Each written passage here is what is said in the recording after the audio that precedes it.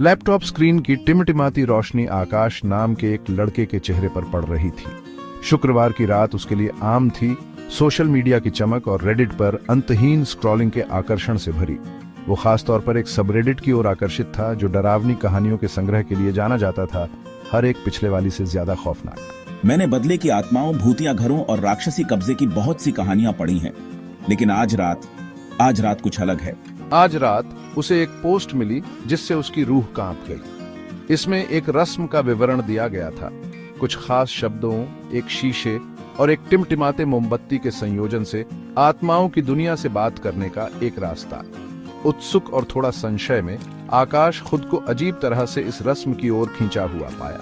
जब बात अलौकिक चीजों की आती है तो मैं हमेशा संशय में रहता हूँ। ऐसी कहानियों को सिर्फ कल्पना की उपज मानता हूँ, लेकिन यह अलग है। शायद यह विस्तृत निर्देश है या इसकी भयानक सादगी। इस खास रस्म के बारे में कुछ ऐसा था जिसने उसकी जिज्ञासा को जगाया, उसे अज्ञात में गहराई से उतरने के लिए प्रेरित किया। जिज्ञासा और भयानक आकर्षण के मिश्रण से प्रेरित होकर आकाश ने रस्म को आजमाने का फैसला किया। यह एक ऐसा फैसला था जिस पर उसे जल्द ही पछतावा होगा। उसने अपने कमरे की लाइटें कम कर दी, अंधेरे ने लैपटॉप स्क्रीन की भयानक चमक को बढ़ा दिया। उसने एक अकेली मोमबत्ती जलाई, उसकी टिमटिमाती लौ दीवारों पर नाचती हुई परछाइयां डाल रही थी, एक बेचैन करने वाला माहौल बना रही थी। ठीक है, शुरू करते हैं। उसका दिल उसके सीने में धड़क रहा था, उसकी पसलियों के खिलाफ आशंका का ढोल। जैसे ही उसने हर निर्देश का सावधानीपूर्वक पालन किया, उसने शब्दों का अपने सांसों के नीचे जाप किया। उसकी आवाज कमरे की शांति में बैरली और विस्पर थी।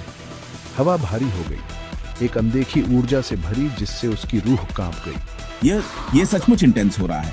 उसने शीशे में देखा, इसकी सतह उसका अपना चिंतित चेहरा वापस दिखा रही थी। ऐसा लग रहा था कि कमरा ठंडा हो गया है, हवा में एक स्पष्ट भय व्याप्त है। उसने एक उपस्थिति महसूस की, वातावरण में एक बदलाव, जैसे कि कुछ जाग गया हो, कुछ प्राचीन और मेलेवोलेंट।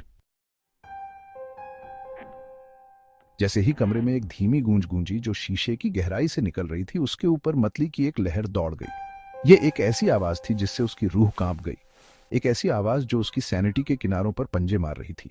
यह क्या है? ओह नहीं। फिर फुसफुसाहटें आईं। पहले धीरे धीरे, जैसे पत्तों की सरसराहट, वे उसके चारों ओर घूमती रहीं, एक अनजानी भाषा में उच्चारण जो उसके अस्तित्व में रिस रहे थे। वह शब्दों को नहीं समझ सका, लेकिन उनका अर्थ स्पष्ट था, आतंक। मैं समझ नहीं पा रहा हूं, लेकिन मुझे पता है